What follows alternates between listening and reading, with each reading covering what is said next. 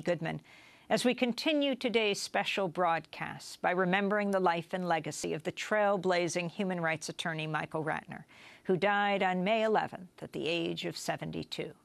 For over 4 decades, Michael Ratner defended and spoke up for victims of human rights abuses across the world. He served as the longtime head of the Center for Constitutional Rights. Attorney David Cole told the New York Times, quote, "Under his leadership, the center grew from a small but scrappy civil rights organization into one of the leading human rights organizations in the world. He sued some of the most powerful people in the world on behalf of some of the least powerful," unquote. Well, in 2002, CCR, the Center for Constitutional Rights, brought the first case against George W. Bush's administration for the indefinite detention of prisoners at Guantanamo. The Supreme Court eventually sided with the center in a landmark 2008 decision when it struck down the law that stripped Guantanamo prisoners of their habeas corpus rights.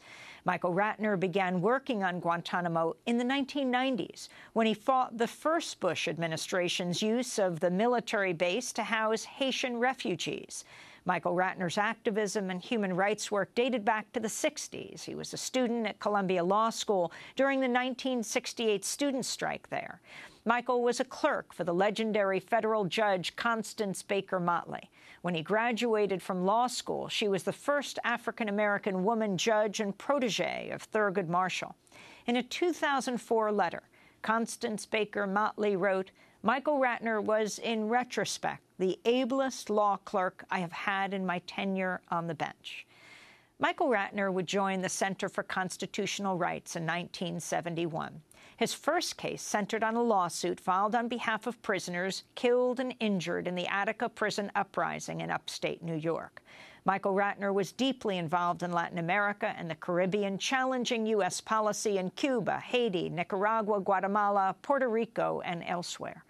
In 1981, he brought the first challenge under the War Powers Resolution to the use of troops in El Salvador, as well as a suit against U.S. officials on behalf of Nicaraguans raped, murdered, and tortured by U.S.-backed Contras. In 1991, Michael Ratner led the center's challenge to the authority of President George H.W. Bush to go to war against Iraq without congressional consent. A decade later, he would become a leading critic of the George W. Bush administration, filing lawsuits related to Guantanamo, torture, domestic surveillance, and the 2003 invasion of Iraq. He also helped launch the group Palestine Legal to defend the rights of protesters in the U.S. calling for Palestinian human rights. In recent years, Ratner was the chief attorney for WikiLeaks founder Julian Assange and became a leading critic of the U.S. crackdown on whistleblowers, including Chelsea Manning and Ed Snowden. Michael Ratner also was the husband of Karen Ranucci, longtime member of the Democracy Now! Family. Today, we spend the rest of the hour looking at the life and legacy of Michael Ratner. We begin by going back to 2006, when Michael appeared on Democracy Now! To talk about the U.S. torture program, Guantanamo, his effort to sue Defense Secretary Donald Rumsfeld, and the nomination at the time of Alberto Gonzales to become the U.S. Attorney General. I began by playing for Michael Ratner a clip of President George W. Bush being questioned about torture. But there are some written responses that Judge Gonzales gave to his Senate testimony that have troubled some people, and specifically his allusion to the fact that cruel, inhumane, and degrading treatment of some prisoners is not specifically forbidden so long as it's conducted by the CIA and conducted overseas. Is that a loophole that you approve? Al Gonzales reflects our policy, and that is we don't sanction torture. He will be a great attorney general, and I call upon the Senate to confirm him. I think the clip you played of President Bush being asked, what about cruel, inhuman, and degrading treatment? Isn't there a loophole where you can still do that, basically inhumane treatment to foreigners overseas? And he answers, we have a policy against torture, really says a lot of it, because what Gonzales said here is that, yes, I'm against torture, and we can talk about that in a second, but I don't think that the prohibition of the Torture Convention prohibiting cruel, inhuman, and degrading treatment applies to foreigners held overseas. Well, you can drive a huge truck through that. That's basically saying if you're a non-citizen held outside the United States, you can be treated inhumanely. What does it mean? It's defined in the law. All this kind of stuff, stress positions, stripping, hooding, all that kind of stuff is considered cruel, inhuman, and degrading treatment, violates international law, violates treaty commitments of the United States. So this is not just about what Gonzales and this government has done in the past. This is about what they're doing right now and currently. So that's the first thing I want to say about Gonzales. The second thing is we're putting in someone who really has his hands deep in the blood of the conspiracy of torture in this country. He is the one who wrote the memo saying the Geneva Convention shouldn't apply. He's the one who asked for the memo redefining torture so narrowly that the worst abuses we've seen would not constitute torture under his definition. And here's what they've done to this guy. Not only has he basically said he agreed with those conclusions, but they've put him in as the chief law enforcement officer of the United States. That means that it is now a conspiracy to continue the cover-up so that this does not go to the higher-ups at all, so that nobody, not Rumsfeld, not down from him, not Cambone, not Gonzales, will obviously ever be investigated. These are the people responsible. These are the people who lower-level soldiers are really angry at because they're the ones who got led into this by these guys at the top. What about these guys who have been released from Guantanamo? 4 men from Britain have just returned home, and an Australian as well. You know, I got called just as Mamdouh Habib arrived in Australia. And I have to tell you, it was incredible to me and incredibly moving. After 3 years in a prison where this man, Habib, he was sent to Egypt and tortured for 6 months in Egypt, electroshock, the whole thing.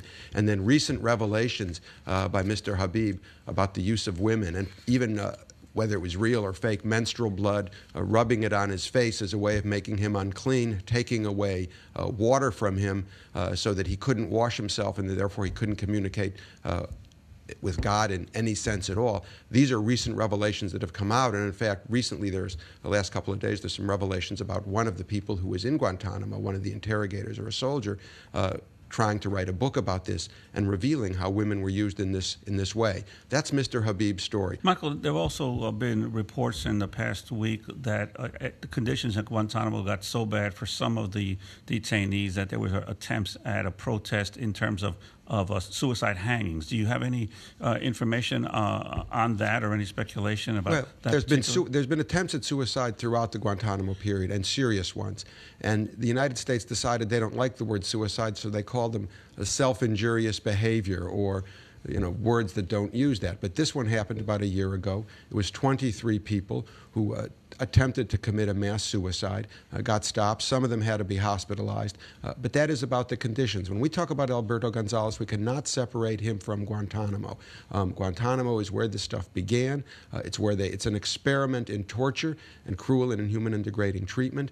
And it's not just Habib in Australia. The other people who were released, the other 4 British people, also subject to all of this kind of stuff, from dogs to stripping to the whole range of stuff. And the sad thing is, it's still going on. It's still going on, whether it's in Guantanamo or Iraq. But it seems that the more that the revelations come out about how systemic this kind of treatment was, the less attention it is getting in the U.S. Corporate media compared to, obviously, when the Abu Ghraib scandal first broke. You're getting less and less actual coverage or even outrage about how systemic this has been. I don't get it. It's not only systemic. I mean, you had Gonzales essentially admitting it. I mean, essentially saying, this is the way we do it. This is what we're willing to do.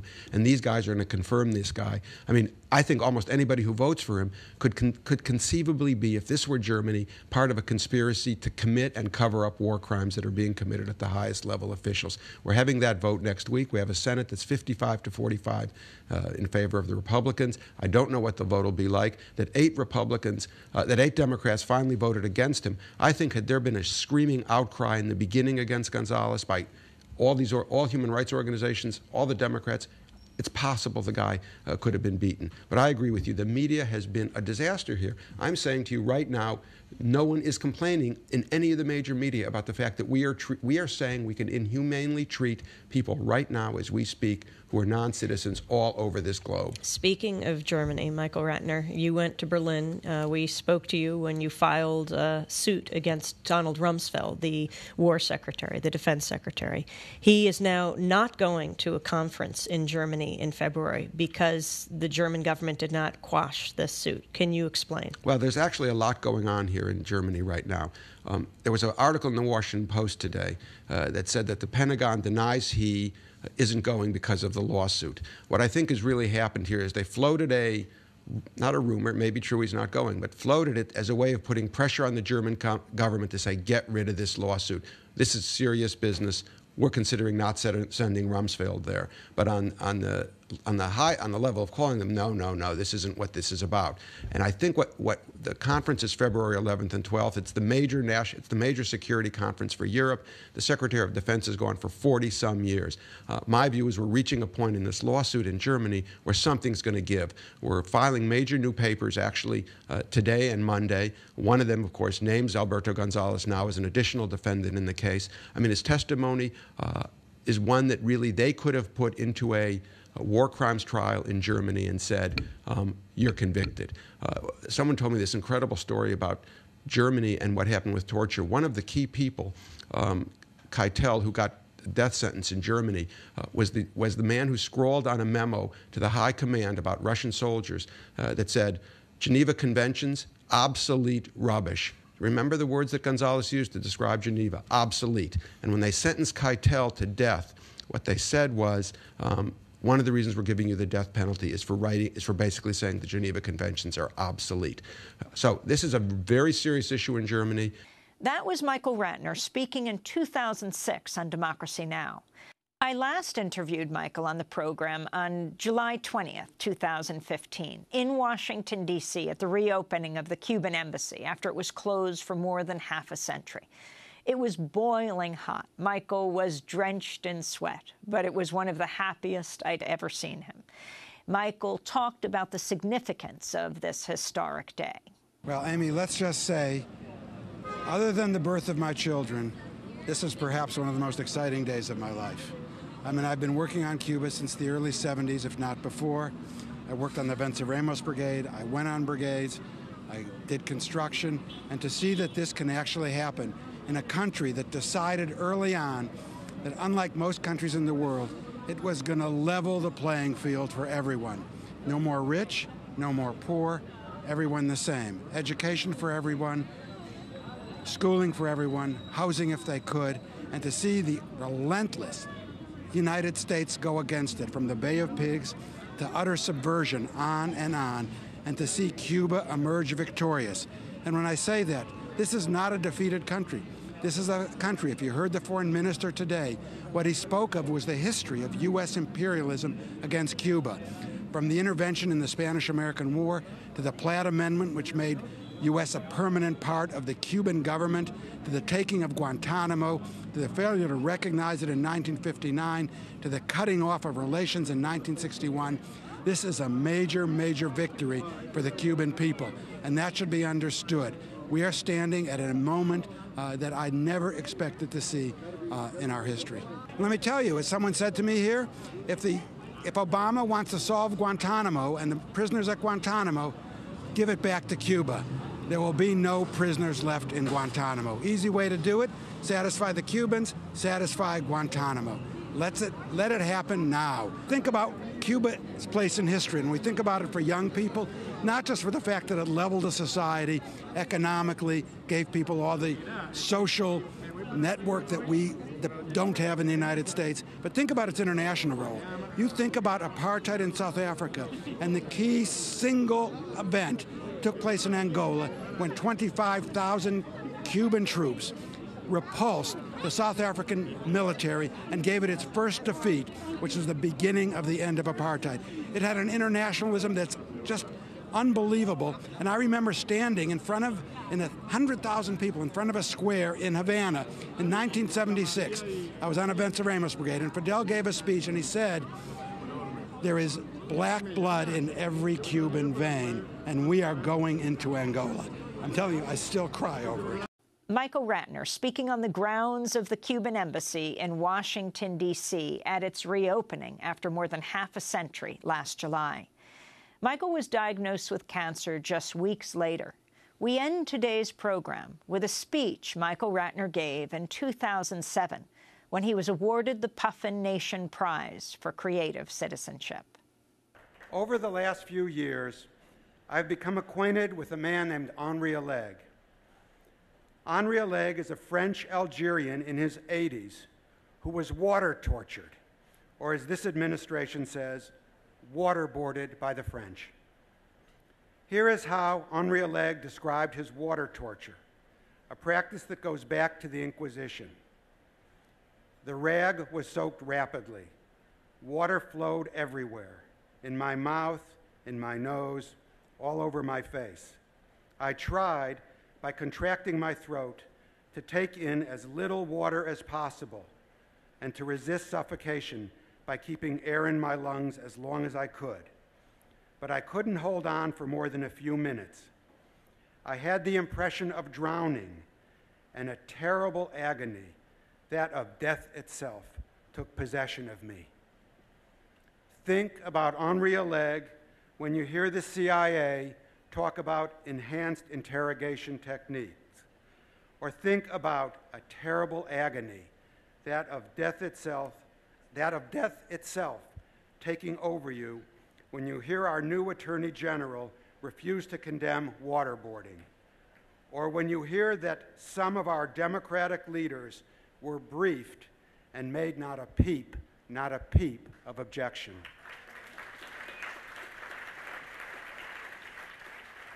Let there be no doubt, the Bush administration tortures, it disappears people, it holds people forever in offshore penal colonies like Guantanamo, it renders them to be tortured in other countries.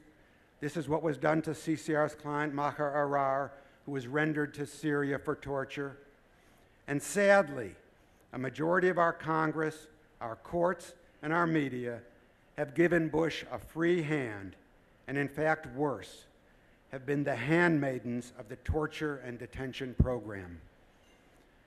But it has not been given a free hand by the Center for Constitutional Rights. It has not been given a free hand by the nation. It has not been given a free hand by Jeremy or Naomi. Today, we're in the midst of a pitched battle to put this country back, at least ostensibly, on the page of fundamental rights and moral decency. The battle is difficult, and the road is long and hard. On occasion, I get pessimistic. Sometimes I and my colleagues feel like Sisyphus. Twice, not just once, twice, we pushed the rock up the hill and won rights for Guantanamo detainees in the Supreme Court. And twice, the rock was rolled back down by Congress over those rights. So we pushed it back up again. 5 days ago, we were in the Supreme Court for the third time. It was difficult, more difficult than before, because the justices have changed. 4 are antediluvians, lost forever to humanity.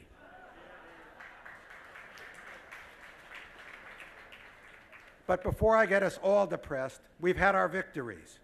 We've gotten lawyers to Guantanamo, stopped the most overt torture, and freed half of the Guantanamo detainees, over 300.